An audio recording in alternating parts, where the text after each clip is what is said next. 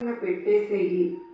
ఎందుకంటే ఇతని వల్ల నీకు ఇంకొక అపాయం అనేది పొంచి ఉంది. ముందుగానే హెచ్చరిస్తున్నానమ్మా. ఎందుకంటే చేతులు కాలిన తర్వాత ఆకులు పట్టుకుంటే ఉపయోగం ఉంటుందా? నువ్వే చెప్పు. ఆ కాలిన చేతులు మునిపి ఎప్పటి చేతుల వలె వస్తాయా? చెప్పు, రావు కదా. అలాగే చేతులు కాలక ముందే జాగ్రత్తలు వహిస్తే సంతోషంగా ఉండవచ్చు కదా, ఆనందంగా ఉండవచ్చు. ఎప్పుడైనా కానీ మనవారే మనల్ని మోసం చేస్తున్నారు అంటే ఎవరు కూడా నమ్మలేరు. ఇంటి దొంగను ఈశ్వరుడు కూడా పట్టలేరు. కనుకనే ఎవరినైనా సరే కాని తల్లి, ఎంతవరకు ఉంచాలో అంతవరకు మాత్రమే ఉంచాలమ్మా. ఇప్పుడున్న సమాజంలో ఇదే సరైన పద్ధతి.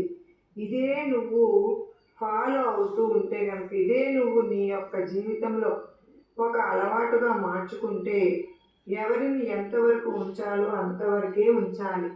నువ్వు నీలాగానే జీవించాలి. నీ మనసుకు నచ్చినట్లుగానే బ్రతకాలి. నువ్వు నీలాగానే ఉండాలి కూడా. అప్పుడే సమాజం నీకు సలాం చేస్తుంది. బిడ్డా, ఇప్పటికైనా కానీ ఈ విషయం నీకు చెప్తున్నందుకు నాకు ఎంతగానో ఆనందంగా ఉంది. ఇప్పటికైనా కానీ అతన్ని దూరంగా పెట్టేసే.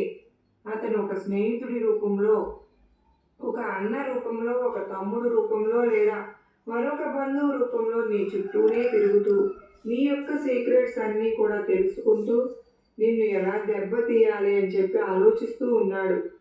నీకు వచ్చిన విలువైన ఆలోచనలన్నింటినీ కూడా అవి దేనికి పనికిరాని ఆలోచనలని చెప్పి ఎప్పుడో తీసి పడేశారు.